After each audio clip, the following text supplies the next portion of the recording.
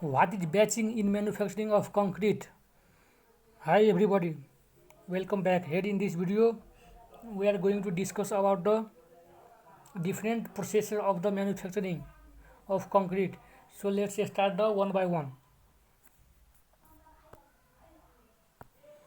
यहाँ तपाईहरु हेर्न सक्नुहुन्छ यो फिगरबाट हामीले क्लियर हुनुपर्छ कि कङ्क्रिटिङ हामीले के गर्छौं त पहिला कङ्क्रिटिङ हामीले म्यानुफ्याक्चर गर्छौं र त्यसलाई जुन ठाउँमा हामीलाई चाहिएको हो त्यो ठाउँमा हामीले लग्नको लागि के गर्छौं त विभिन्न प्रोसेसहरु फलो गर्नुपर्ने हुन्छ हामीलाई।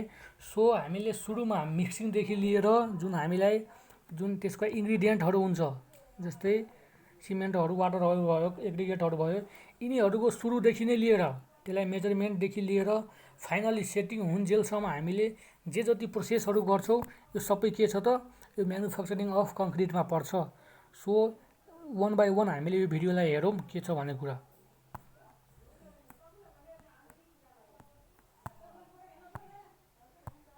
सो फर्स्ट भनेको के हो त batching process of manufacturing of concrete को फर्स्ट स्टेप भनेको के हो त batching. So before starting the batching do subscribe the channel and press the bell icon and don't forget to like the video. So तपाईहरुले channel subscribe गर्नुभयो होला र like पनि गरिदिनु भयो होला।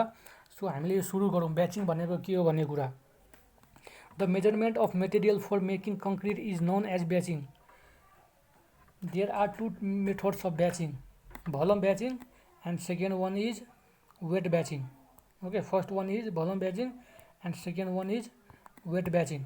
सो यसमा ब्याचिङ भनेको के हो भन्ने कुरा बुझ्नको लागि यहीँबाट क्लियर हुन्छ, यो डेफिनेसनले नै क्लियर हुन्छ।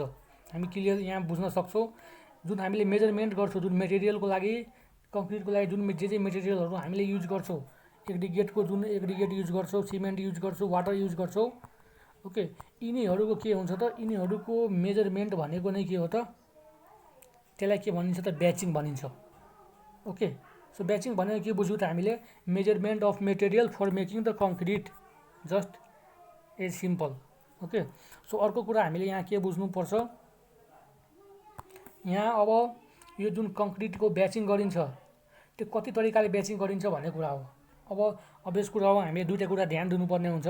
एउटा एज अ भलम कम्पेयर गरेर हामीले त्यसले चाहिँ कति हो भनेर मेजर गर्न सक्छौं र एउटा अर्को भनेको के हो त वेट। हामीले दुई तरिकाबाट जुनसुकै कुरालाई मेजर गर्न सक्छौं।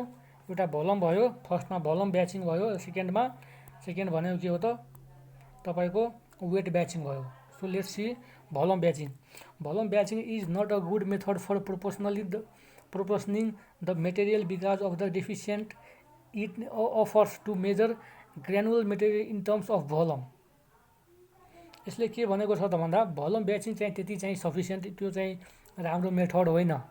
किन भन्दा त्यसमा के हुन्छ त material because of the difficulty it offers major granular material. त्यसमा जुन मेटेरियलहरु हुन्छन् तिनीहरु के हुन्छ त त्यसमा डिफिनेन्ट मेटेरियलका त्यसका शेपहरु हुन्छन् साइजहरु हुन्छन्। त्यही भएर के छ त यो भलम ब्याचिङ चाहिँ त्यति चाहिँ राम्रो हुँदैन। Okay, as compared to the weight batching. किन भन्दा यो भलमले त तपाईको एक्ज्याक्ट त दिने होइन नि त, किन भन्दा शेपले फरक भयो भने त्यसको भलम फरक हुन सक्छ।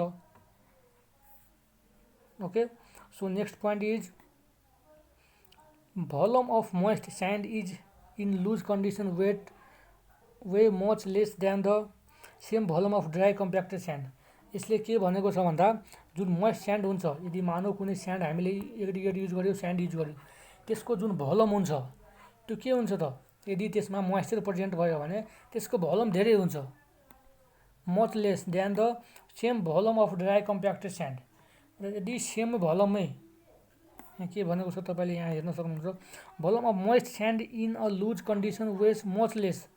लुज कन्डिसनमा के हुन्छ त यसको भलम कम हुन्छ, less than the same volume of dry compacted sand.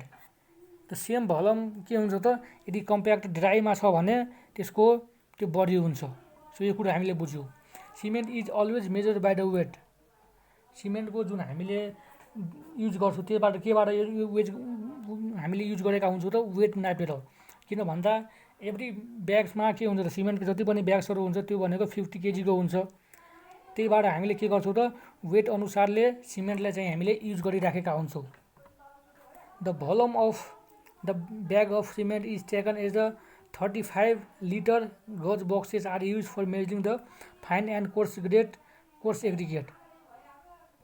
यसले के भनेको छ भन्दा जुन एउटा ब्यागको जुन भोल्युम हुन्छ नि टेकन एज अ 35 लिटर जुन एउटा ब्यागको जुन सिमेन्टको जुन ब्याग हुन्छ त्यसको बोरा हुन्छ त्यसको के हुन्छ त 35 litre gauge boxes are used for measuring the fine and coarse aggregate 35 वटा के गरिन्छ त गज बक्सहरू त्यो चाहिँ युज गरिन्छ त्यो फाइन र कोर्स एग्रिगेटको मेजर गर्नको लागि ओके सो यो कुरा हामीले यसमा बुझ्यो भोल्युम ब्याचिङमा यति कुरा हामीले बुझ्यो भने यो सफिसिएन्ट हो okay so next one is weight batching weight batching is the correct method of measuring the material यो भनेको मैले अघि पनि भनिहालेँ कि भोल्युम ब्याचिङ भनेको त्यसले चाहिँ एकुरेट तपाईको डिजाइन गर्नको लागि जुन स्ट्रेन्थहरू चाहिरहेको हुन्छ त्यसको लागि एकुरेट प्रोपर्टिजहरू दिँदैन तर वेट ब्याचिङबाट तपाईँले ब्याचिङ गर्नुभयो भने तपाईँले एकुरेट जुन हामीलाई चाहिएको हुन्छ त्यसको रिजल्ट पाउनुहुन्छ ओके सो एकुरेट रिजल्टको लागि जुन